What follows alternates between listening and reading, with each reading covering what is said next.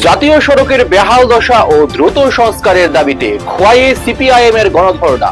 কেন্দ্র ও রাজ্য সরকারের ভ্রান্ত নীতির কারণে জাতীয় সড়কের বেহাল অবস্থা এবং দ্রুত সংস্কারের দাবিতে খোয়াইয়ে গণধর্ণা কর্মসূচি পালন করে সিপিআইএম খোয়াই মহকুমা কমিটি। বৃহস্পতিবার খোয়াই শহরের সুভাষ পার্ক নৃপেন চক্রবর্তী এভিনিউতে আয়োজিত এই গণধর্ণার কর্মসূচিতে উপস্থিত ছিলেন বিধায়ক নির্মল বিশ্বাস, ডিওয়াইএফআই এর রাজ্য সভাপতি পলাশ ভৌমিক, সিপিআইএম এর খোয়াই জেলা সম্পাদক পদ্মকুমার দেববর্মা সহ দলের অন্যান্য নেতৃত্ব ও কর্মীরা।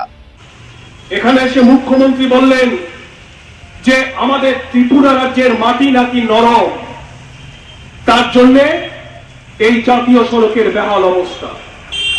তার সাথে উনি বললেন যে আমাদের ত্রিপুরা রাজ্যের আবহাওয়া নাকি 12 মাসের মধ্যে 8 মাস বৃষ্টিপাত হয়, সুতরাং অতি বর্ষণের ফলে এই জাতীয় সড়ক আজকে বেহাল অবস্থায় পরিণত হয়েছে, তার জন্য সরকারের কোনো দোষ নেই। অদ্ভুত যুক্তি।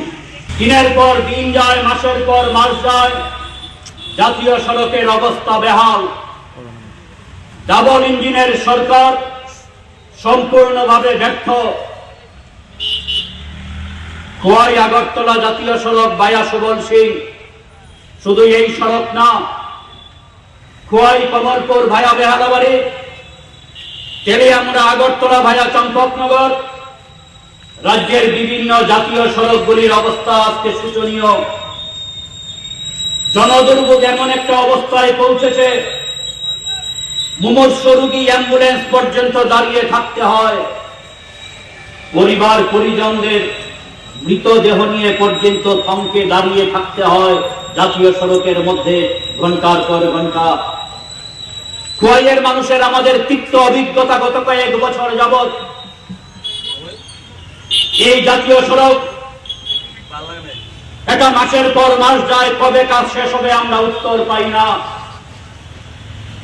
এখন পর্যন্ত একাধিকবার আমি বিধায়ক হিসাবে রাজ্য বিধানসভায় মাননীয় মুখ্যমন্ত্রীর দৃষ্টি আকর্ষণ করবার চেষ্টা করেছি। 2024 সালের মার্চ মাস, আমার আজও মনে আছে, তখন রাজ্য বিধানসভার বাজেট অধিবেশন চলছিল। রেফারেন্স পিরিয়ডে আমি মাননীয় মুখ্যমন্ত্রীর দৃষ্টি আকর্ষণ করে জানতে চেয়েছিলাম খোয়াই আগরতলা ভায়া সুবল সিং এই জাতীয় সড়কের নির্মাণ কাজ কবে শেষ হবে। মাননীয় মুখ্যমন্ত্রী উত্তর দিতে গিয়ে বলেছিলেন জুলাই মাসের মধ্যেই কাজ সম্পন্ন হবে, 2024 সালের